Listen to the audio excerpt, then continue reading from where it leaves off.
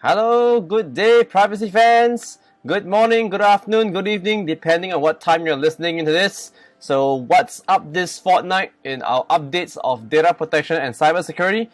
Lots of things this week, and we start off with a mythical creature coming to life, causing quite a bit of havoc all over the world. So, the first news is really about Pegasus. Yes, Pegasus is that flying horse, I believe. Yes, it's a flying horse. So this Pegasus tool is some Israeli tool created for spying. And for some strange reason, it's been revealed that a lot of governments have been using Pegasus. And this tool can actually pry open little things like emails and messaging platforms. So the UK government became very concerned that their ministers were using non-secured means like WhatsApp and maybe even Messenger to talk about work, and some of these things may be secret. So this came about especially after Pegasus caused a big uproar in India. Yes, in India, a lot of the opposition members, party members, the journalists are really concerned that they are being spied upon by the government. How true, we don't know. Let's see how it takes on over the next few weeks and months. But really, are you using simple messages to talk about work? And are those messaging platforms really secure? Think about it and manage your risk, okay? So, from mythical creatures, we go to something closer to every single person, music. Well, we all know that Google, Facebook, LinkedIn, and even things like Amazon are spying on us. Did you know that Spotify is also collecting a lot of data from you and I? And guess what? We even pay them to get data from us. That doesn't make sense, right?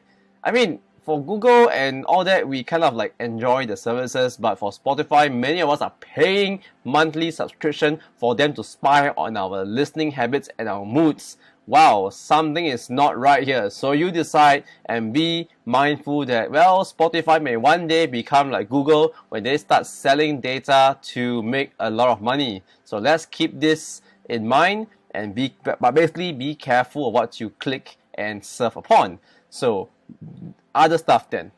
So, but this one news article really gives me the chills. Why? Because an email was sent wrongly to an individual, or rather, an email was sent to her corporate email, resulting in breach of her personal data. Click on the link above and hear about what I have to say about this particular case, because this is a really, really pertinent case that I think worth spending a bit of time examining.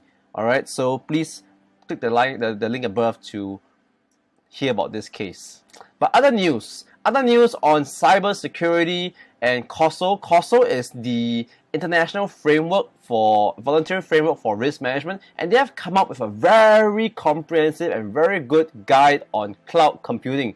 It's about time that some formal organization came out of this, and I think it sets a very good precedent if the company is not going to take on ISO 27000, the InfoSec standards for companies. I mean, ISO 27,000 may not come cheap and it may come very costly for some smaller companies. But I think COSO, being a volunteer kind of organization, giving a guideline would be useful. And I myself will be spending a little bit of time reading through the guidelines here. So go to the link below, copy the link, and you might find this really useful for your organization as well if you are using cloud. And come on, who doesn't use cloud nowadays, right?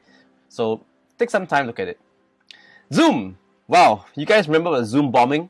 I have an article on Zoom where, even in Singapore, we have crazy Zoom bombers coming into classrooms and doing ridiculous lewd actions, causing a lot of issues. So for those of you who may be affected by Zoom bombing, I wonder whether you will get your refund. Well, but it says here, the Class Action Act in US says that those people who are subject to Zoom bombing may get a refund of 15%. So I wonder whether those in Singapore and other countries will also get a refund. So let's see and wait and see what happens after this hearing in, was it California? Yeah, California, that's right. And last but not least, a big news from my country, Singapore. Oh gosh, 57,000 customers' data found on a dump site like the dark web. 55,000 customers, and unfortunately, I'm pretty sure I'm in that 57,000 because it says that the data set was from customers from a long time ago. So I wonder whether I'm quite sure I'm in there. But because the data is not new, in fact, it's very old data. We wonder whether the regulators will enforce the Personal Data Protection Act on StarHub, the telco. So, well, let's see.